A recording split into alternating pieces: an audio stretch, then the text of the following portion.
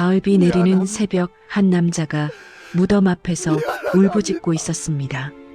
하얀 머리의 노인이었어요. 우산도 없이 눈을 맞으며 떨리는 손으로 비석을 쓰다듬고 있었습니다. 입술이 움직였어요.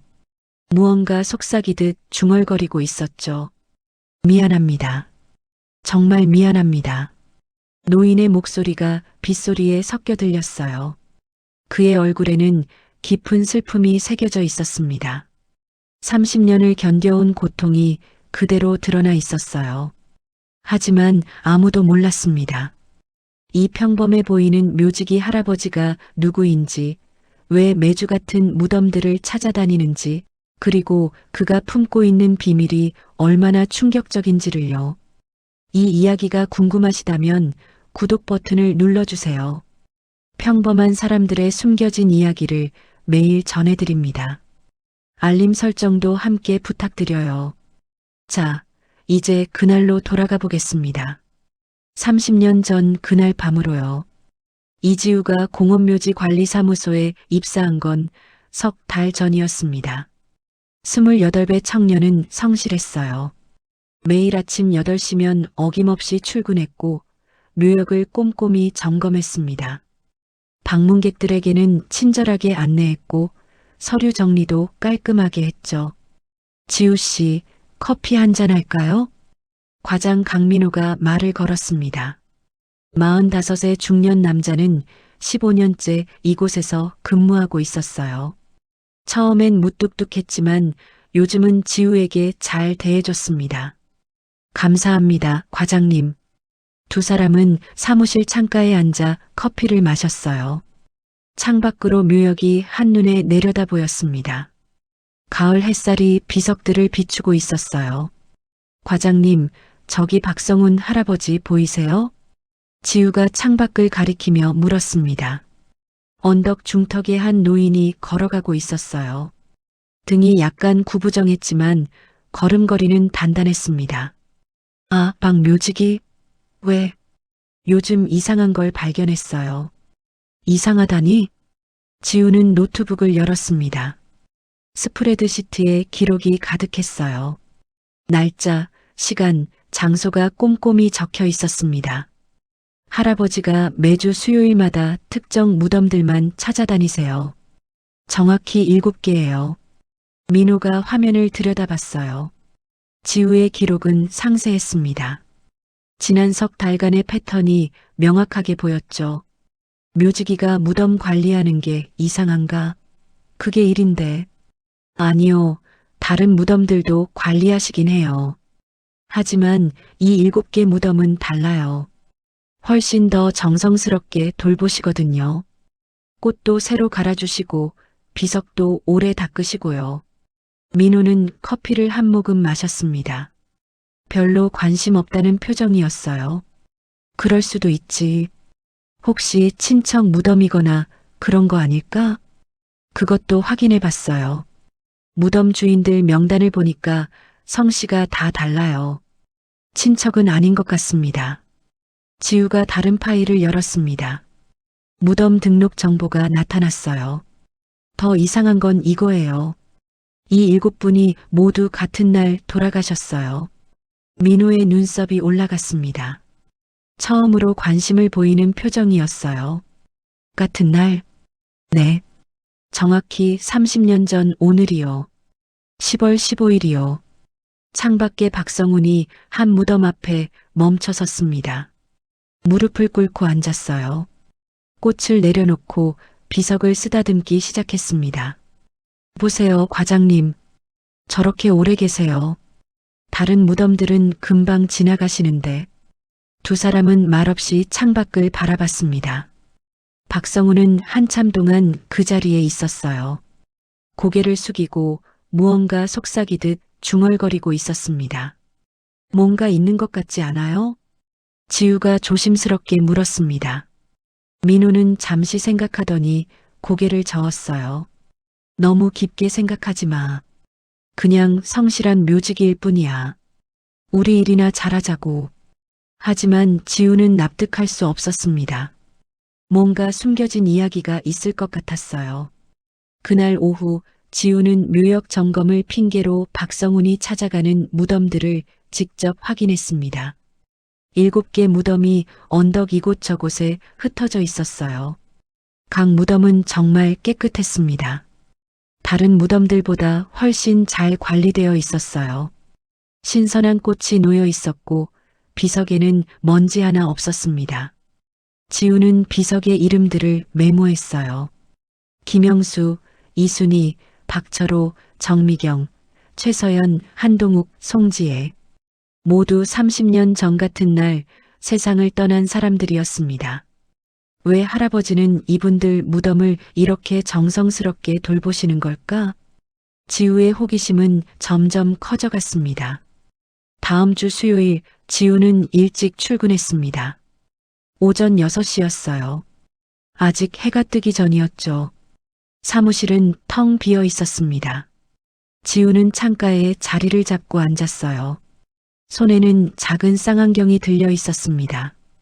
오늘은 꼭 확인해야 해. 중얼거리며 묘역을 바라봤어요. 안개가 자욱했습니다. 비석들이 흐릿하게 보였죠. 7시가 되자 박성훈이 나타났습니다. 평소보다 1시간 일찍 왔어요. 손에는 꽃다발과 청소도구가 들려 있었습니다. 지우는 쌍안경으로 할아버지를 따라갔어요. 박성훈은 첫 번째 무덤으로 향했습니다. 김영수라는 이름이 새겨진 비석이었어요. 할아버지는 무릎을 꿇고 앉았습니다. 묵묵히 비석을 닦기 시작했어요. 천으로 조심스럽게 문지르며 먼지를 제거했습니다. 그리고 새 꽃을 놓았죠. 영수 씨 또 왔습니다. 할아버지의 입이 움직였어요. 무언가 말하고 있었습니다. 하지만 거리가 멀어 들리지 않았죠. 10분 후 박성훈은 두 번째 무덤으로 이동했습니다. 이순이라는 이름의 무덤이었어요. 똑같은 과정이 반복됐습니다. 비석을 닫고 꽃을 놓고 무언가 속삭이듯 말했습니다. 지우는 더 가까이 가고 싶었어요. 할아버지가 무슨 말을 하는지 듣고 싶었습니다. 하지만 들킬 위험이 있었죠. 세 번째 무덤, 네 번째 무덤, 다섯 번째 무덤. 박성훈은 정확히 같은 순서로 무덤들을 찾아갔어요. 마치 정해진 의식을 치르는 것처럼요. 지우는 사무실을 나왔습니다. 조심스럽게 묘역으로 내려갔어요. 나무 뒤에 숨어 할아버지를 관찰했습니다. 6번째 무덤이었어요. 한동욱이라는 비석 앞에서 박성훈의 손이 멈췄습니다. 할아버지의 어깨가 떨리기 시작했어요. 동욱 씨, 미안합니다. 제가 더 빨랐다면, 제가 더 잘했다면. 목소리가 들렸습니다. 떨리는 목소리였어요. 슬픔이 가득했습니다. 지우의 가슴이 뛰었어요. 할아버지는 이 사람을 알고 있었던 겁니다. 단순히 무덤을 관리하는 게 아니었어요. 개인적인 관계가 있었던 거죠. 박성훈은 마지막 7번째 무덤으로 향했습니다. 최서연이라는 이름이 새겨진 비석이었어요. 이 무덤 앞에서 할아버지는 가장 오래 머물렀습니다. 서연 씨, 어머님은 잘 계신지 모르겠네요. 얼마 전에 뵀는데 많이 편찮으셨어요. 할아버지가 비석에 이마를 기댔어요. 한참을 그렇게 있었습니다. 지우는 숨죽이고 지켜봤어요. 나뭇가지를 밟지 않으려고 조심했습니다. 하지만 그때였어요. 딱! 작은 나뭇가지가 부러지는 소리가 났습니다. 지우가 실수로 밟아버린 거예요. 박성훈이 화들짝 고개를 돌렸습니다. 지우와 눈이 마주쳤어요. 누구세요? 할아버지의 목소리가 떨렸습니다. 놀란 표정이었어요. 아니, 놀란 것 이상이었습니다. 두려워하는 표정이었죠.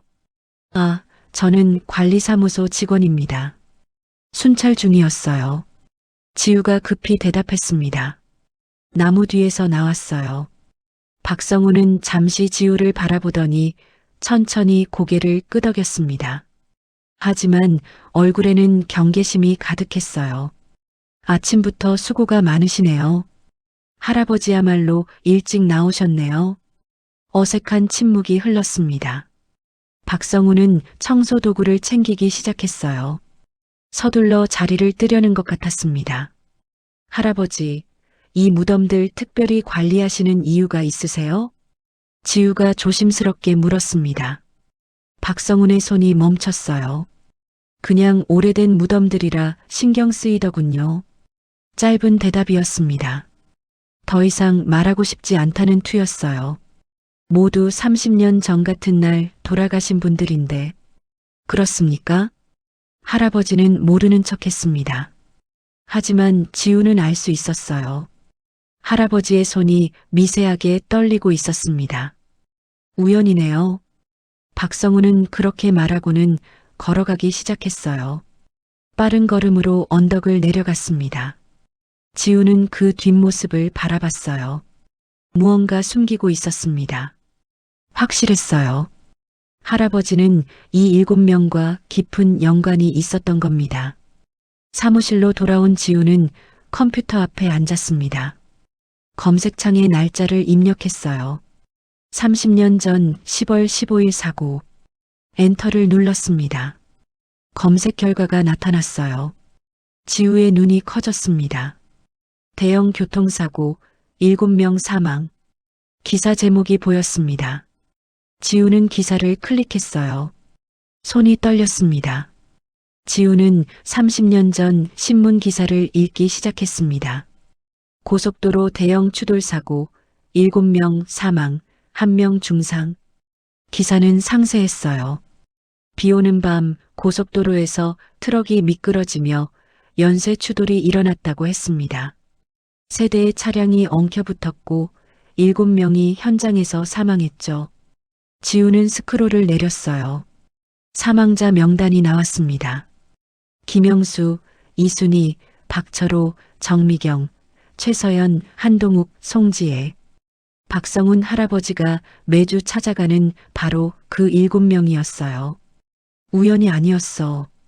지우는 계속 기사를 읽었습니다. 부상자에 대한 내용도 있었어요. 8살 여아, 중상을 입고 인근 병원으로 이송. 응급수술 끝에 생명을 구함. 그 아이의 이름은 나와 있지 않았습니다. 미성년자 보호 때문이었죠.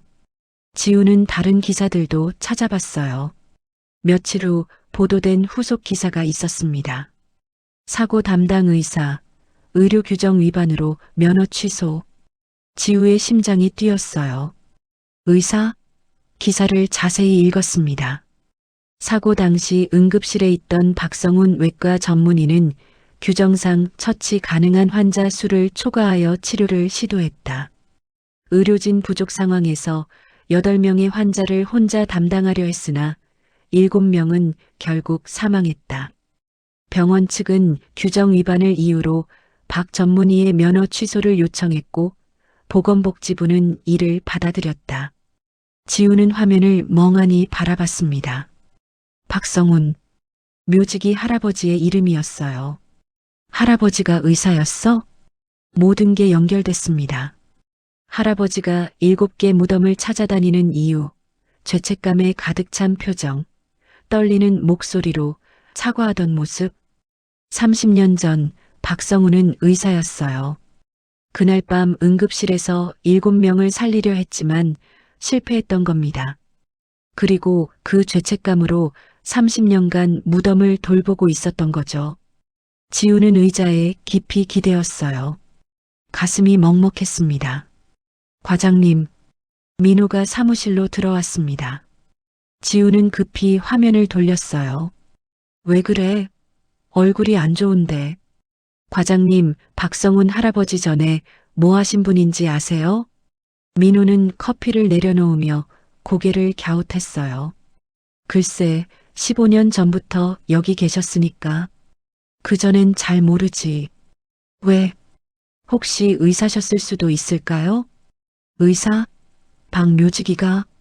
민호가 웃음을 터뜨렸습니다. 믿을 수 없다는 표정이었어요. 그럴 리가. 의사가 왜 묘직이를 해? 말이 안 되잖아. 하지만 지우는 확신했어요. 기사에 나온 박성훈과 묘지기 할아버지는 동일 인물이었습니다. 나이도 맞았고 이름도 같았어요. 그날 저녁 지우는 다시 묘역으로 나갔습니다. 해가 지고 있었어요. 석양이 비석들을 붉게 물들이고 있었습니다. 지우는 최서연의 무덤 앞에 섰어요. 박성훈이 가장 오래 머물렀던 무덤이었죠. 비석을 자세히 보니 뭔가 새겨져 있었습니다. 이름과 생년월일 아래 작은 글씨가 있었어요. 사랑하는 딸, 영원히 기억하리. 지우는 무덤 옆 작은 표지판을 발견했습니다. 묘지 관리인 연락처가 적혀 있었어요. 유진아라는 이름이 보였습니다. 최서연 씨의 어머니일까? 지우는 핸드폰으로 사진을 찍었어요. 나중에 확인해 봐야 할 것 같았습니다. 발소리가 들렸어요. 지우는 화들짝 놀라 돌아봤습니다. 박성훈 할아버지가 서 있었어요. 또 왔군요. 할아버지의 목소리는 차분했습니다. 하지만 눈빛은 슬펐어요. 할아버지, 저는 그냥 알아요. 궁금한 거죠. 왜 내가 이 무덤들을 돌보는지. 박성훈이 비석 앞에 섰습니다. 석양이 할아버지의 얼굴을 비췄어요. 깊은 주름 사이로 눈물이 맺혀 있었습니다. 제가 살리지 못한 분들입니다. 할아버지의 목소리가 떨렸어요. 30년 전 저는 의사였어요. 응급실에서 일했죠. 그날 밤 큰 사고가 났고 8명이 실려왔습니다. 지우는 숨을 죽이고 들었어요. 혼자서 모두 살리려 했어요. 하지만 7명은 제 손 안에서 떠났습니다. 제가 부족했던 거죠. 하지만 규정 때문이었잖아요. 할아버지 잘못이 아니에요. 박성훈은 고개를 저었습니다. 아니에요. 제가 더 빨랐다면, 더 침착했다면 더 살릴 수 있었을 거예요. 할아버지는 무릎을 꿇고 앉았어요. 비석에 손을 얹었습니다. 그래서 여기 왔습니다. 속죄하려고요. 제가 할 수 있는 건 이것뿐이었어요. 지우의 눈에도 눈물이 고였습니다. 30년간 혼자 짊어진 죄책감이 얼마나 무거웠을까요? 하지만 할아버지, 한 명은 살리셨잖아요. 8살 여자아이요. 박성훈의 고개가 번쩍 들렸어요. 눈이 커졌습니다. 그 아이 어떻게 알아요? 신문 기사에 나와 있었어요. 중상이었지만 살았다고요. 할아버지의 손이 떨렸습니다. 입술이 바들바들 떨렸어요. 살았다고요? 정말요? 네. 응급수술 끝에 살아났대요. 박성훈은 그 자리에 주저앉았습니다. 얼굴을 손으로 감쌌어요. 어깨가 흔들렸습니다. 울고 있었어요. 몰랐어요. 저는 몰랐습니다. 면허 취소되고 쫓겨나듯 병원을 떠났거든요. 그 아이가 어떻게 됐는지 확인할 수가 없었어요. 지우는 할아버지 옆에 앉았습니다. 함께 석양을 바라봤어요. 한 명이라도 살리셨어요. 그걸로 충분하지 않나요? 하지만 박성훈은 대답하지 않았습니다. 그저 조용히 울기만 했어요.